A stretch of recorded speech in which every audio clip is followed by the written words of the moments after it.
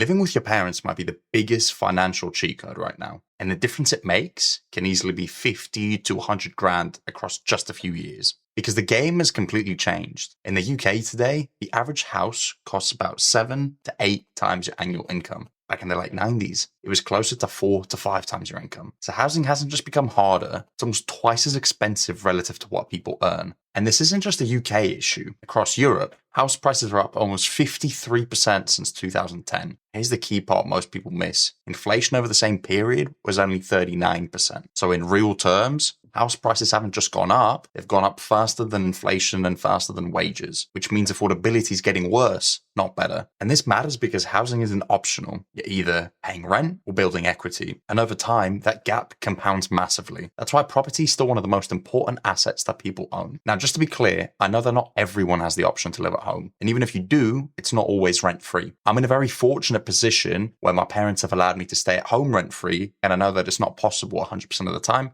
due to differing circumstances. So this isn't about saying everyone should do this. It's about recognizing that if you can, it's a huge advantage. But here's where a lot of people fall behind. They move out too early. University, first job, moving out with friends. And before they realize it, they've spent years paying rent instead of building anything. So let's break this down properly with real numbers. The average UK salary is roughly £35,000 per year, which works out to be 2.3 to 2.5k per month after tax. Now, renters are spending around 36% of their income on rent on average, and over 40% in London. So realistically, that's around £900 to £1,000 per month just on rent. But that's not the full picture. You then have council tax, which is roughly £150 to £190 per month, depending on where you live. Utilities, gas, electricity, water, internet. This works out to be about £200 to £240 a month. Groceries, another £200 to £300 per month for a single person. So when you add this up, you're already at roughly £1,500 to £1,700 per month at a minimum. And in many cases, especially in the south of England, it's more like £2,000 or more all in. That's the majority of your income gone before you even saved or invested anything. Now stretch that over 3 years. That's £60,000 to £70,000 spent just to live.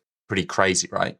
Now flip that. If you stay at home and your costs are low, that same £2,000 doesn't disappear. You actually keep it. And that's where the advantage comes from. Because most people save maybe 5 to 10% of their income. But living at home, you can realistically save 40, 50, even 60+% of your income. That's not a small difference. That's a completely different trajectory.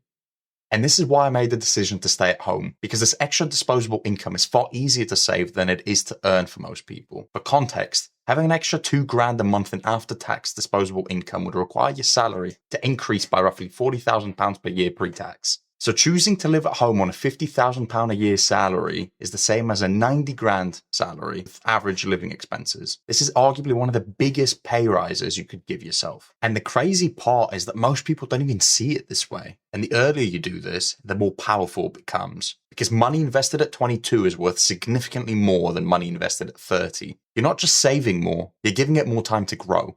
And this is where things actually start to change. Because once you've built up that savings buffer, you now have options. You're no longer forced to rent when you move out. You can actually start to think about owning something. And owning a home isn't just about having a place to live. It's about stability. It's about locking in your housing costs. And most importantly, it's about building equity over time instead of paying rent. Because when you rent, that money's gone. But when you own, a portion of every payment is effectively going back to you. And this is where it really pays off. If you can also build a larger deposit, you get better mortgage rates, lower monthly payments, less financial pressure. And right now, that matters more than ever.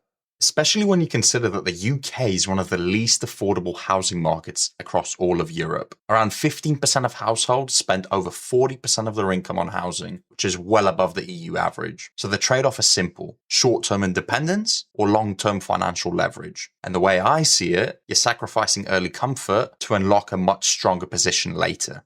So no, I wouldn't say that living with your parents is a step backwards, especially if you're under the age of 25 or so, or just started your professional working career. If anything, it's one of the few ways to actually get ahead right now. You just have to be intentional with it.